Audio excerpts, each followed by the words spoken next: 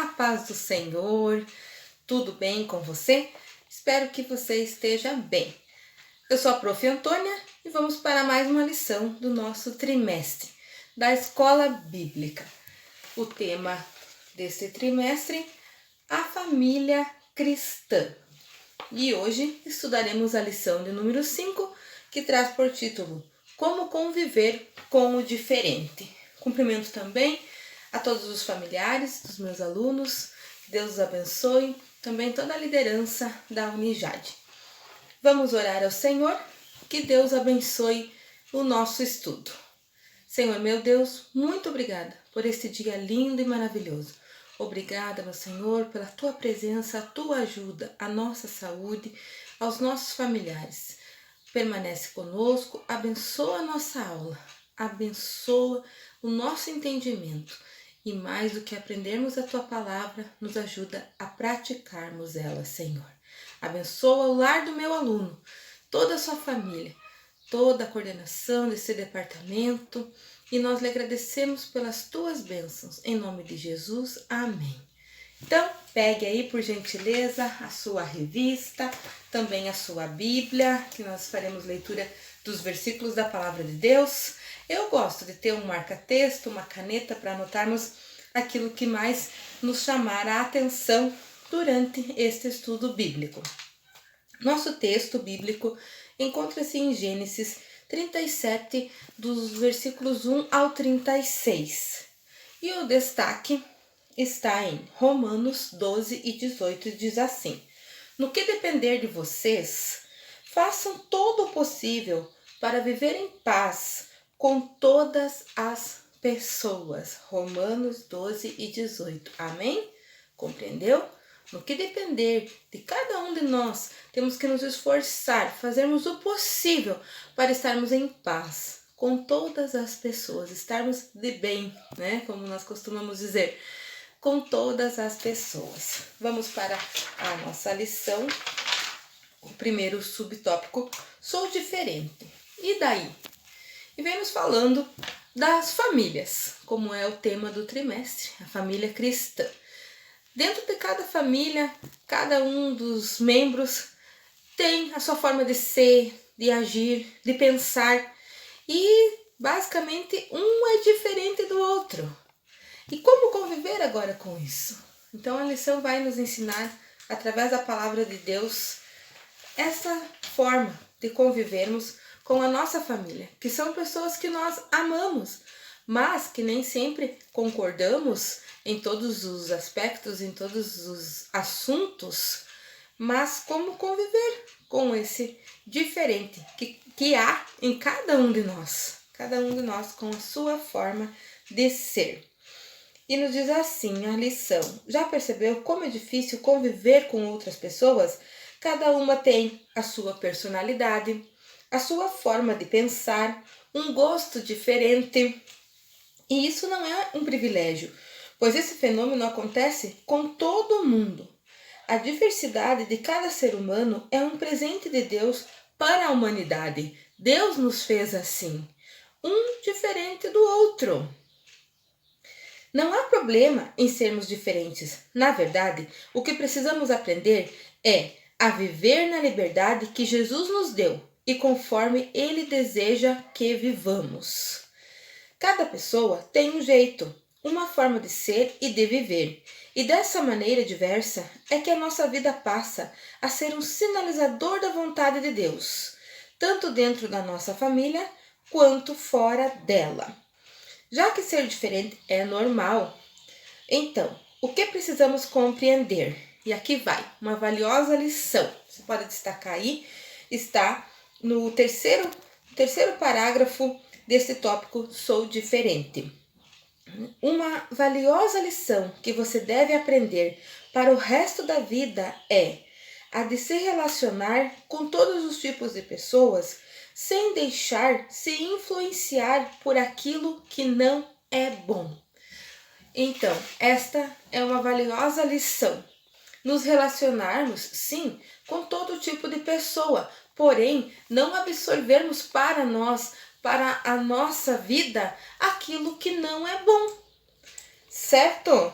A palavra do Senhor nos diz: examinem tudo, fiquem com o que é bom. Está em 1 Tessalonicenses 5:21. Temos sim esse direito de examinarmos tudo, né?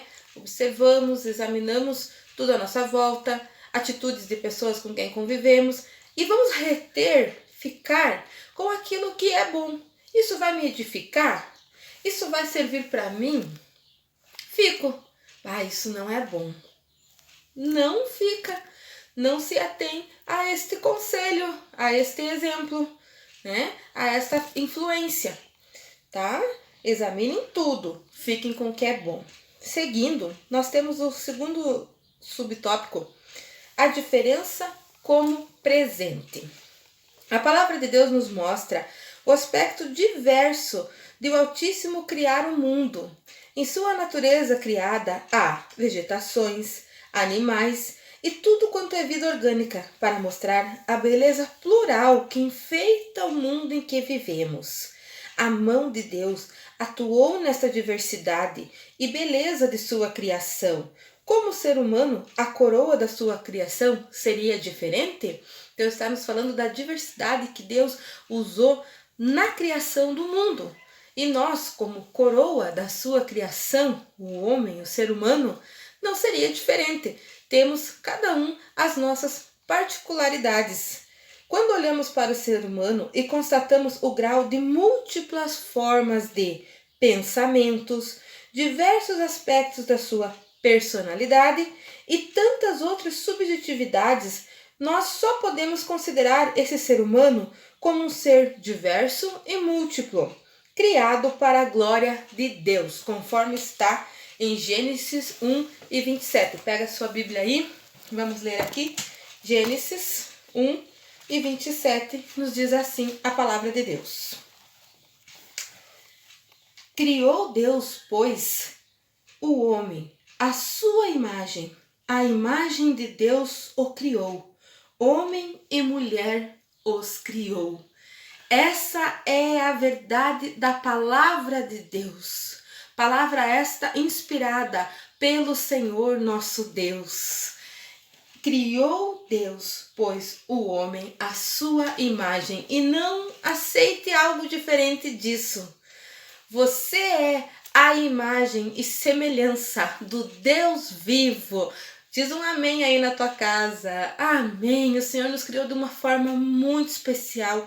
O Senhor, Ele nos deu a sua imagem e a sua semelhança. Em nós está a essência do Senhor.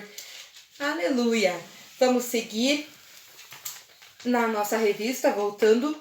Sim, Deus criou a diversidade, mas também é verdade que o pecado deformou a perfeita criação de Deus, gerando essa mistura sem fim de coisas que geram destruição para a vida humana. Então Deus criou tudo perfeito. Deus criou tudo perfeito, lindo, maravilhoso. Mas o pecado veio e contaminou tudo. Para nós andarmos numa vida em retidão com o Senhor, nós temos que clamar muito pela ajuda dele, pela ajuda do Espírito Santo de Deus nas nossas vidas. Vamos ler em Gênesis 3:1 alguns versículos que vai falar sobre a queda do homem, tá? Pega a sua Bíblia aí, Gênesis 3. Mas a serpente, mais sagaz que todos os animais selváticos que o Senhor Deus tinha feito, disse à mulher: é assim que Deus disse: não comereis de toda a árvore do jardim? Respondeu-lhe a mulher: do fruto das árvores do jardim podemos comer, mas do fruto da árvore que está no meio do jardim, disse Deus: dele não comereis, nem tocareis nele, para que não morrais. Então a serpente disse à mulher: é certo que não morrereis, porque Deus sabe que no dia em que dele comerdes, se vos abrirão os olhos, e como Deus sereis conhecedores do bem e do mal. Vendo a mulher que a árvore era boa para se comer, agradável aos olhos, e a árvore desejável para dar entendimento, tomou-lhe do fruto e comeu, e deu também ao marido, e ele comeu. E aqui entrou o pecado na humanidade, porque eles desobedeceram à ordem de Deus. Talvez queriam tornar-se como Deus, saber ter todo o conhecimento do bem e do mal. Eles se deixaram levar pela tentação da serpente. E é a contribuição para esta parte da nossa lição, que diz: mas também é verdade que o pecado deformou a perfeita criação de Deus, gerando essa mistura de coisas sem fim, que geram destruição para a vida humana. E destas coisas que geram destruição para a vida humana, temos que ficar longe de mentira, de ódio, de egoísmo, de qualquer tipo de pecado. Temos que clamar ao Senhor que nos cubra com o seu sangue e nos proteja e nos dê entendimento, sabedoria para agirmos de forma agradável aos olhos do Senhor, para agirmos de forma sábia nas nossas escolhas, que tudo vai refletir, para a frente, no nosso futuro. Então, como saber se o modo como estamos vivendo está de acordo com a vontade de Deus? E eu destaquei aqui na minha revista, você pode destacar aí também, está no primeiro, segundo, terceiro, quarto parágrafo do tópico A Diferença como Presente. Em primeiro lugar, devemos saber se temos seguido os passos de Jesus. Lembram aquela perguntinha antes de agir? Jesus faria isso? Jesus no meu lugar, ele faria isso? Ele tomaria essa decisão? Ele agiria dessa forma? Então, devemos saber se temos seguido os passos de Jesus. Ele nos diz no Evangelho de João que apenas somos seguidores de Jesus se fizermos o que ele pede. João, Evangelho de João 15, 10 ao 12. Você tem atendido o que Jesus lhe pediu? Se sim, fique tranquilo. Você será muito útil para Deus do jeito que você é. Se não, decida hoje mesmo obedecer ao Senhor em seu coração. Olha só, a prof frisou aqui. Se sim, se você está obedecendo a palavra do Senhor, o que Ele quer para a tua vida, fique tranquilo que Ele vai te usar do jeito que você é. Talvez você diga assim, eu não canto, ou eu não toco um instrumento na casa do Senhor, ou eu não tenho uma eloquência com as palavras, mas alguma qualidade maravilhosa Deus colocou em você e Ele vai te usar nas suas poderosas mãos. E como frisei aqui, do jeito que você é. Claro, a cada dia procuramos melhorar, estarmos mais retos na presença de Deus. E isso também é bom. Mas nunca acharmos que nós não temos nada que Deus possa nos usar. Porque nós temos, como eu já disse aqui nesta aula, a essência do Senhor nas nossas vidas. Somos seguidores de Jesus se fizermos o que Ele pede. Então, o que nós estamos fazendo? A vontade do Senhor? Qual é a vontade do Senhor? Está aqui ainda na nossa lição. Pregando as boas novas, principalmente dentro da nossa casa, mas também nos evangelismos, as tuas mídias, as formas que nós temos hoje para evangelizar. Isso são coisas que agradam a Deus e que é uma forma de estarmos sendo usados nas mãos do Senhor. Evangelho são boas novas que nós temos que divulgar. Vamos passar ao nosso terceiro tópico. Desculpem a prof que a gente corre um pouquinho, é que o tempo não é muito e a gente quer passar pelo menos os tópicos mais importantes da nossa lição e que fique gravado no teu coração. Todos são diferentes. E agora? Todos são diferentes. Você poderia pensar que ficou complicado, E você tem razão. Mas para lidarmos com todas essas diferenças, temos a ajuda do Espírito Santo. Grife aí na sua revista que todos são diferentes. E agora temos a ajuda do Espírito Santo. Ele pode nos ajudar a melhorar a maneira como nos relacionamos com as outras pessoas, seja com os nossos pais, nossos irmãos, nossos amigos. Por um momento, talvez nem tenhamos um minuto, mas pare e pense. E isso é para a prof também. Como eu tenho agido com os meus pais? Posso melhorar? Como eu tenho agido com as minhas irmãs? Posso melhorar? Como eu tenho agido com os meus amigos? Posso melhorar? Vamos refletir e pedir a ajuda do Espírito Santo de Deus. Senhor, eu quero melhorar no relacionamento com que convivem comigo, com as pessoas que eu amo. Podemos não concordar em tudo, somos diferentes, sim, mas vamos conviver, vamos, como diz a palavra de Deus, suportando-vos uns aos outros em amor, né? Em amor, em respeito. Vamos refletir um pouquinho nessa aula. Posso melhorar? Posso melhorar o meu comportamento? Posso melhorar o meu relacionamento com as pessoas? Se sim, vamos buscar isso. Vamos buscar melhorar e sempre na presença do Senhor. Então, melhorar com os pais, com os irmãos, com os amigos. E agora entra a história de José, que é o nosso texto de Gênesis, que a prof não fez leitura e deixou para este momento. Certo? Gênesis 37, do 1 ao 36. Eu não vou ler, são bastante versículos, mas, resumidamente, a palavra do Senhor que nos fala sobre a história do José. Bastante conhecido essa história de José da palavra de Deus. O jovem José, o jovem sonhador. Vamos passar um pouquinho aqui pela história dele, pela palavra de Deus. Gênesis é do versículo 37 em diante. José vendido pelos seus irmãos. Então José era o filho mais novo de Jacó. Ele tinha muitos filhos. E ele teve José na sua velhice já. Então ele amava muito esse filho. E o José ele era bastante obediente ao seu pai. E Jacó fez uma túnica muito linda para ele, o presenteou. Também o José ia até os seus irmãos, levar alimento onde eles estavam nos acampamentos, a serviço. Aí o José às vezes contava, né, algumas coisas que tinha visto sobre os seus irmãos para o seu pai. Então os seus irmãos começaram a não gostar de José, né?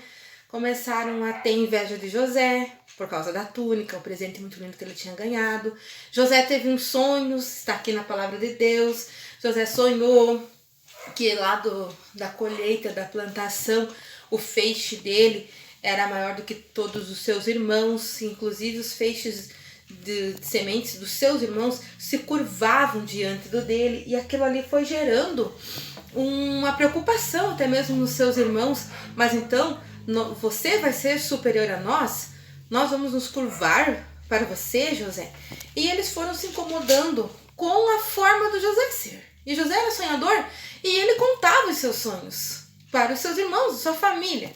E então, os seus irmãos, depois ele também sonhou o sol, a lua se prostrando para ele, as estrelas, isso simbolizava sua família, seus irmãos. E ele contava. Então, os seus irmãos foram ficando com ódio de José e pensaram em matá-lo. E daí, um dos irmãos, o Rubem, ele disse, não vamos derramar sangue do nosso irmão. Então, eles jogaram José numa cisterna e tinham até a ideia de deixar ele ali. Mas aqui em Gênesis 37 e versículo 25 está assim: ora, sentando-se para comer pão, olharam e viram que uma caravana de ismaelitas vinha de Gileade. Seus camelos traziam aromas, bálsamo e mirra, e levavam para o Egito. Então eles decidiram de vender o seu irmão como escravo para esses ismaelitas que estavam a caminho para o Egito. E assim eles fizeram. Venderam José para esses ismaelitas por 20 ciclos de prata. E estes levaram José ao Egito. Pensem que momento de desespero para José, quem sabe pedindo a ajuda deles. Não deixem eles me levarem, meus irmãos. Não deixem eles fazerem isso comigo. Eles irão nos separar. Eu nunca mais irei ver os nossos pais. Mas eles, movidos por esse ódio no coração, venderam o seu irmão, José. Essa é a nossa história da Bíblia para essa lição. Então, aqui no capítulo 39 de Gênesis, diz: José na casa de Potifar. Depois ele foi comprado por Potifar, um oficial de Faraó, comandante da guarda, um egípcio. Ele comprou José para ser escravo. Já no capítulo 40, José na prisão interpreta 2 sonhos. Vocês conhecem a história, mas podem fazer leitura novamente aqui em Gênesis, o nosso tempo não nos permite. alguns problemas que ocorreram, mas José sempre diante da presença do Senhor. Mas ele foi parar na prisão. Mas mesmo na prisão, ele interpreta sonhos dos prisioneiros que estavam ali. No 41, capítulo 41, já diz, José interpreta os sonhos de Faraó. Agora José interpretou os sonhos de Faraó. Vocês podem ler novamente aqui na palavra de Deus. E ele foi se destacando. E no capítulo 41, versículo 37, já tem o título, José como governador do Egito. Linda essa história, vocês podem ler novamente aqui na palavra do Senhor. A prof, em rápidas palavras, está falando resumidamente. Agora José se tornou governador do Egito. E o que aconteceu?